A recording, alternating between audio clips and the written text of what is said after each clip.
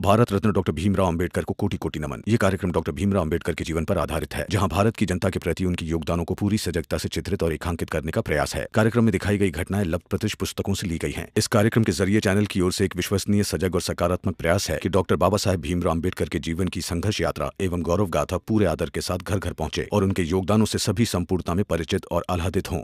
अब आंखें अच्छी हो गई है, सब कुछ साफ साफ दिखाई दे रहा है। चले जाइए यहाँ से, वरना अच्छा नहीं होगा। क्या कर लेगा रे? औकात क्या है तेरी?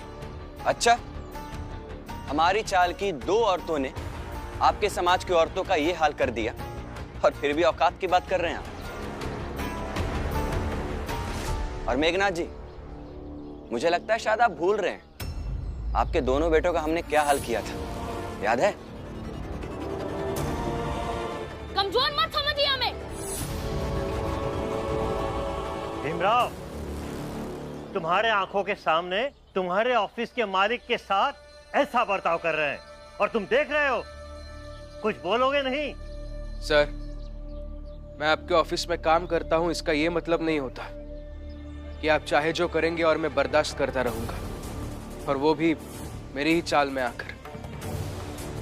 चाहे तो इस दंभ के साथ जाइए कि आने वाले 1000 सालों तक कुछ नहीं बदलेगा। इस गलतफहमी के साथ जाइए कि हमेशा आप ऐसे ही ऊंची जात के बने रहेंगे और हम निम्न जात के बने रहेंगे। और हमारे इस वादे के साथ जाइए कि एक ना एक दिन हम हमारे संघर्षों से सब कुछ बदलेंगे।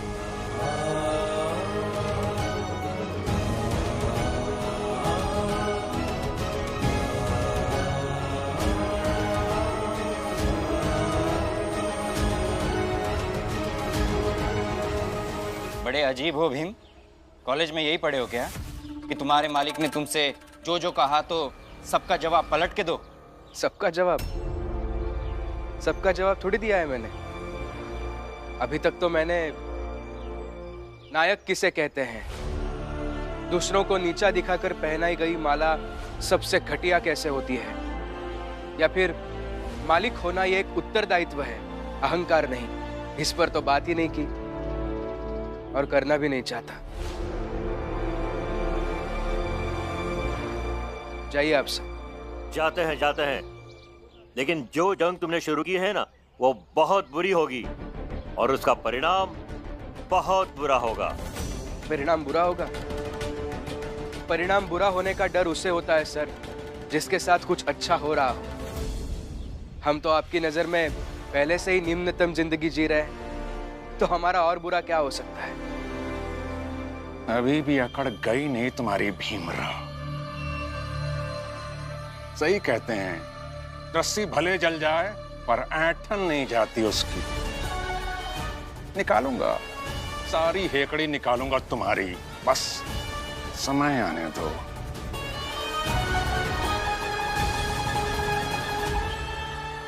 चलिए सेठ जी, और सुनो रे, पूरे रास्ते ढोल बजाते चलो।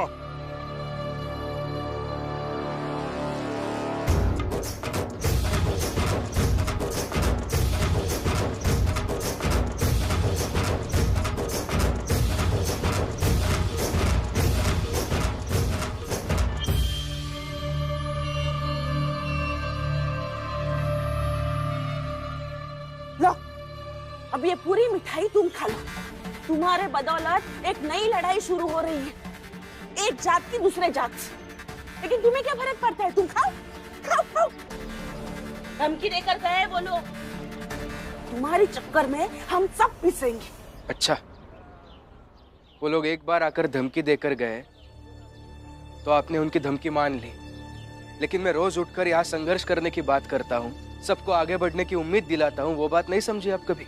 संघर्ष करो, तुम रोज संघर्ष करो, सबको मार डालो और फिर ये मिठाई तुम अकेले खा लो। लो। नहीं, मिठाई आप खाइए, मैं तो जहर खाऊंगा, इस व्यवस्था का और अपनों के रूखे बर्ताव का।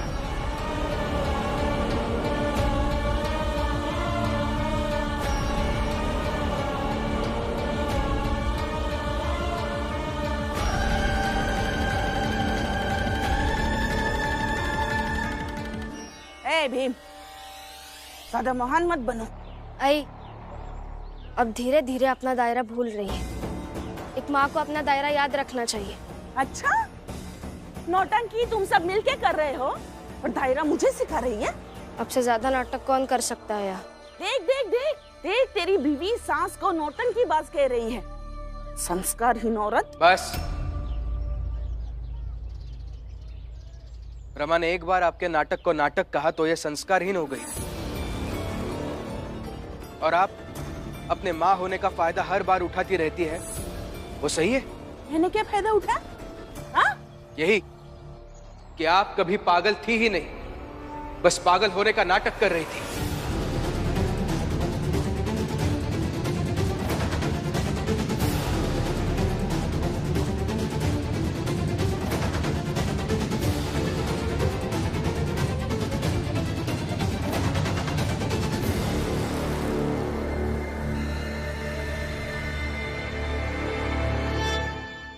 कर रही थी मैं नाटक, लेकिन किसके कहने पर कर रही थी? अपने बाबा से पूछो। बाबा ने जो कुछ भी किया वो मेरे प्रति उनका प्रेम था, लेकिन आपने पागल होने का नाटक किया, इस बात को सही साबित कैसे करेंगी आप?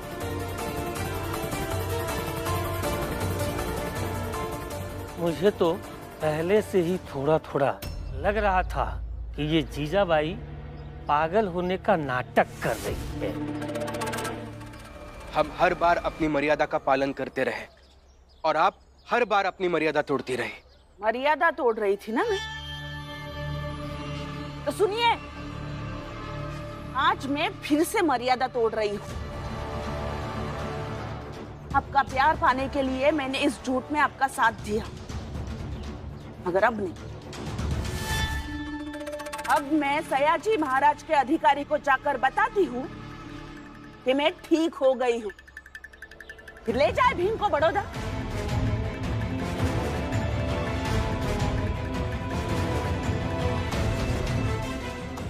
जाती हूँ मैं। जीजाबाई, तुम नहीं जाओगी, अंदर चलो। नहीं, मैं जाऊंगी। बाबा, जाने दीजिए इन्हें। मुझे अगर पहले से पता होता कि ये पागल होने का नाटक कर रही है तो मैं ही खुद जाकर महाराज के अधिकारी को बता देता। अब जाइए, मैं देख लूंगा मुझे क्या करना है। भीम, पागल मत बनो, ये नहीं जाएगी। मैं जाऊंगी।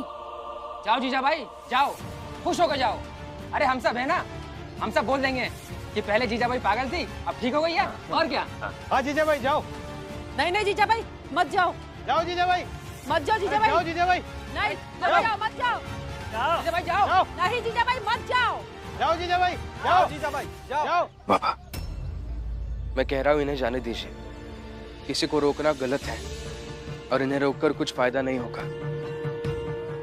और वैसे भी सोचने, समझने और फैसले लेने का हक, अधिकार सबको होना चाहिए। ऐसी हम ही बात करते हैं ना, तो वो अधिकार इनको भी होना चाहिए। हाथ छोड़िए बाबा इनका, जाने दीजिए।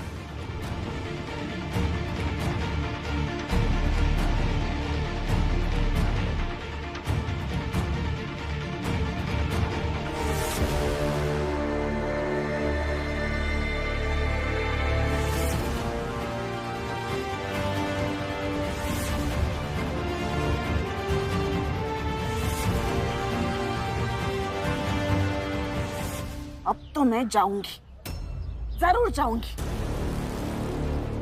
और देखिए इस भीम को अब मैं कैसे बड़ौदा भेजती हूँ।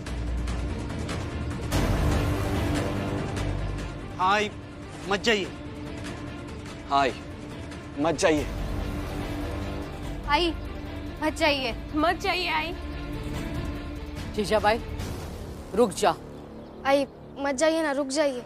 अरे आपका भीमराव कह रहा है जाने के लिए और आप सब रोक रहे हो।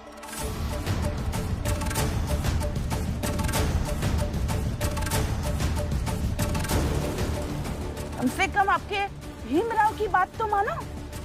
भैया, भाभी, बुआ, कोई नहीं रोकेगा इन्हें। जाइए आप। जाती हूँ मैं।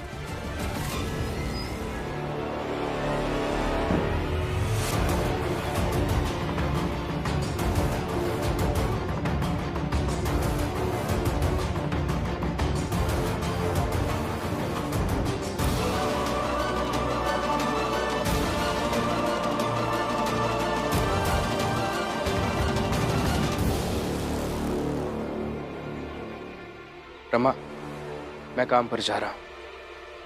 हाँ भीमराव, जाओ, काम पर जाओ। क्योंकि महाराज को जब ये पता चलेगा कि राम जी ने जानबूझकर अपने बेटे को रोकने की कोशिश की, जीजाबाई ठीक हो गई, जीजाबाई ने महाराज को ये बताना चाहा, फिर राम जी ने रोका, तो पता नहीं तुम्हें और तुम्हारे बाबा को महाराज कहीं सजा न दे दे, कहीं जेल न हो जाए, तो काम धंधा तो बहुत दूर की बात है। जाओ। ऐसा है जोगू, अगर भीमराव को जेल हो गई तो जेल में सबसे पढ़ा लिखा कैदी होगा। ये बात तो है, ये बात तो है।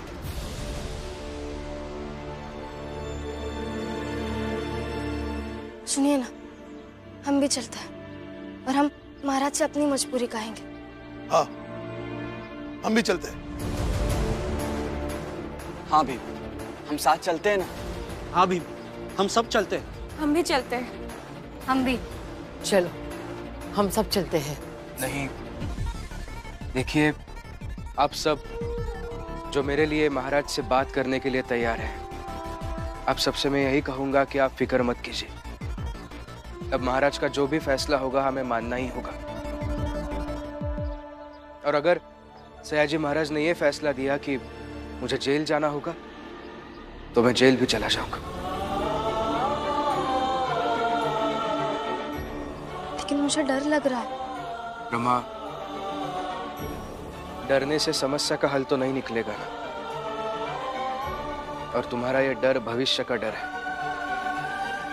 और जब भविष्य का डर होता है तब वर्तमान में अपना काम बड़े ही निष्ठापूर्वक तरीके से करना चाहिए। तुम तुम्हारा काम करो, मैं मेरा काम करने जा रहा हूं। चलता हूं बाबा।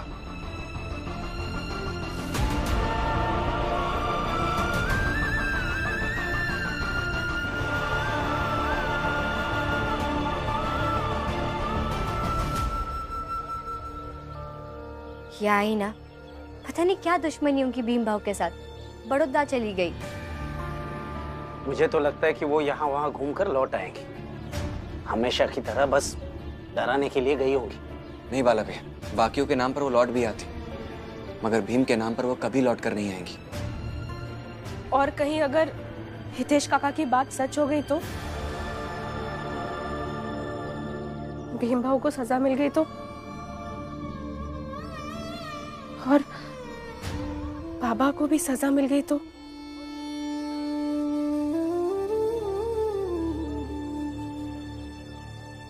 जीजाबाई, अगर भीम एक बार चला गया तो पता नहीं फिर लौट कर कब आएगा।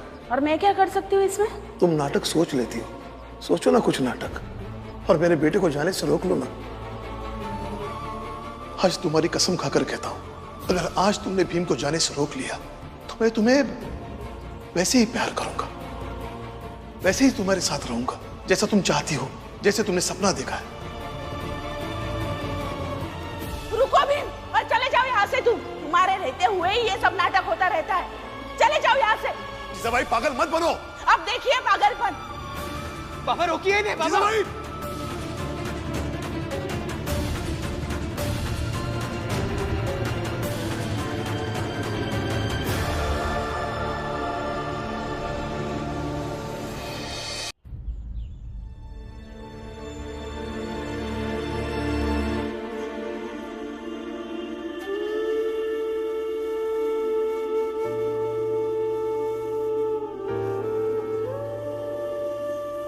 भैया, इतनी चिंता मत करो, इतना मत सोचो। जो होगा सो होगा। शायद ये भी हो सकता है ना कि इतने दिन हो गए हैं तो महाराज ने भीम की जगह किसी और को नौकरी पे रख लिया हो। अगर ऐसा है तो हमें डरने की कोई बात ही नहीं है। रख लिए होंगे तो भी वो भीम को बुलाएंगे, क्योंकि उन्हें मालूम है कि भीम एक काबिल इंसान है, और काबिल इंसान को अपने यहां कौन काम पर रखना नहीं चाहेगा। हौसला रखो भैया, और कोई रास्ता भी तो नहीं है। अब जो भी होगा वो सब महाराज के हाथ में ही है। बस यही तो रोना है कि हम इतने दिनों में भीम की आगे की पढ़ाई के लिए रास्ता नहीं ढूंढ पाए। अगर भीम बड़ौदा के महाराज के पास चला गया तो वो वही उलझ के रह जाएगा, आगे की पढ़ाई नहीं कर पाएगा। और जब काबिलियत बन जाए, उलझ जाए, तो उसका विकास वही रुक जाता है और इंसान के अंदर जो अद्भुत प्रतिभाएं होती हैं वो सामान्य बन जाती है। और मैं भीम को सामान्य बनते नहीं देख सकता और ना ही उसे सामान्य बनकर रहना है।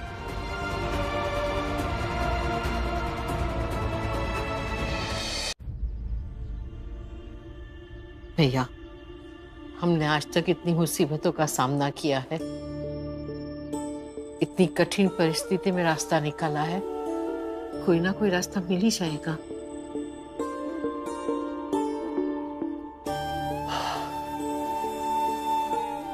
क्या है ना मेरा, जिनके पास कई रास्ते होते हैं उनके लिए एक रास्ता बंद तो दूसरा रास्ता मिल जाता है। लेकिन हमारे पास बहुत मुश्किल से एक ही रास्ता बन पाता है, क्योंकि हमारी जात के सारे रास्ते बंद कर दिए हैं। हमें एक अंधेरे गुफा में डाल दिया है, जहां कई बार डर लगता है। इसलिए हर टूटती आशा ज्यादा तकलीफ देती है। बाबा,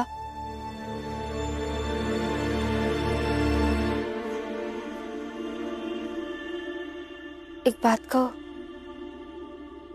इस घर में अगर सबसे ज्यादा किसी के पास आशा है तो वो आपके पास है, और हम सब आपसे ही तो हौसला पाते हैं। तो अगर आप भी ऐसे बातें करेंगे तो कैसे चलेगा? इसलिए जो होगा सो होगा। डर तो हम सब रहे, लेकिन फिर भी हम यही कहेंगे कि जो होगा सो होगा। हाँ भैया, जो होगा सो होगा।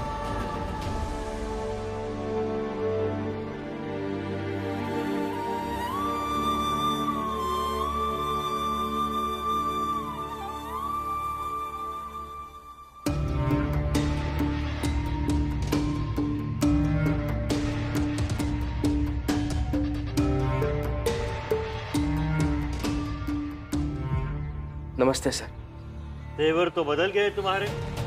थोड़ी देर पहले चाल में अलग ही सूर में थे। चाल में मैं भीमराव था, यहाँ मर्यादा अलग है। देखो, तभी तेवर में समझाया था, अभी प्यार से समझा रहा हूँ। प्यार से इसलिए कि तुम्हारे केलुस्कर गुरुजी की मैं बहुत इज्जत करता हूँ और उन्हीं के पैरवी पे तुम्हें यहाँ काम पे रखा गया था।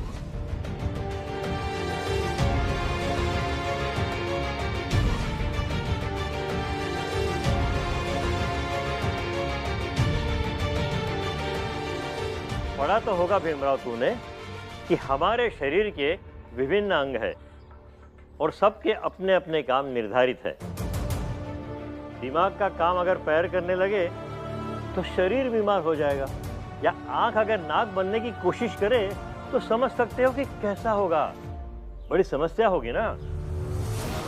समाज में कई जातियां हैं, सबका अलग अलग काम बांट दिया गया है।